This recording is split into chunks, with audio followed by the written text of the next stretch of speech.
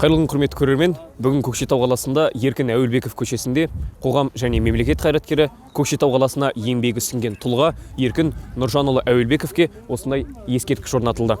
Ескерткіштің ашылу салтанаты аяқталса да, қала халқы әлі тарқар емес. Қала халқы өзінің қуанышын, дән риза екендігін білдіріп отыр, және де осындай еңбек еріне, еңбегі сіңген қайраткерге оның есімі ұлықталып, еңбегі еленіп жатқаны дұрыс деп есептейді. Еркін Әуелбеков көрнекті мемлекет және қоғам қайраткері, социалистік еңбек ері. Ол 10 жылға жуық Көкшетау облыстық партия комитетінің бірінші хатшысы қызметін атқарды. Еркін Әуелбеков қызметте болған жылдары Көкшетау облысы бұрынғы Кеңес одағында халық шаруашылығы саласын дамыту бойынша алдыңғы қатарлы облыстарға айналды. Оның ерен еңбегі әлі де ел есінде.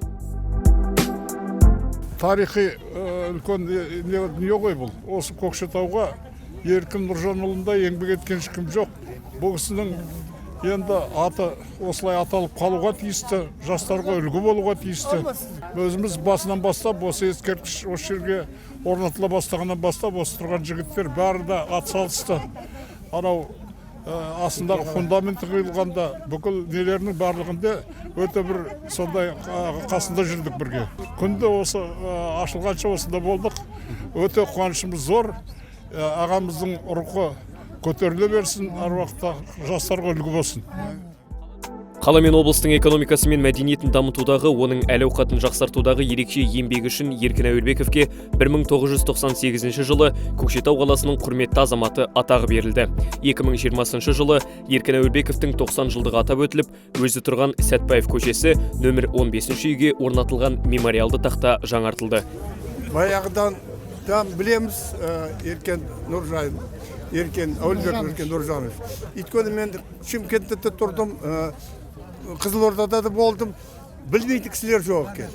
Сондықтан мыңда бір рахмет Ермек Маржықпаевқа мыңда бір рахмет айтам. Құтты болсын да. Ескерткіштің ашылуына тек қазақ қоғамы ғана емес, өзге ұлт өкілдері де келіп қуаныштарын жасырмады. Тамара Гречанникова Көкшетау қаласында туып өскен, қызмет еткен. Ғұмырының 84 жылын осы қалада өткізген. Қаланың өсуі, өркендеуі, өзгеруі менің көз алдымда дейді ол. Мен бақыттымын, себебі мен осы жерде поштада қызмет еттім. Вокзалды көрдім, жүрдім. Ол осы жерде өсті. Жан-жақты адам болды. Оның Көкшетау үшін еңбегі өлшеусіз.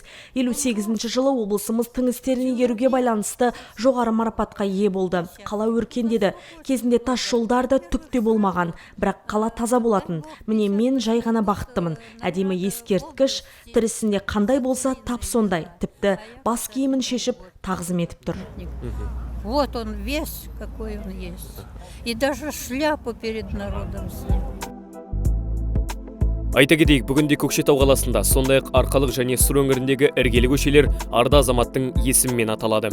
Сондай-ақ Ғабит Мүсірепов атындағы аудан орталығында Еркін Әуелбековке ескерткіш орнатылған. Енді міне облыс орталығы Көкшетау қаласында да еліне өмір бойы қызмет еткен халқының ұлы ұлтына тағы да тағзым етіп тұр.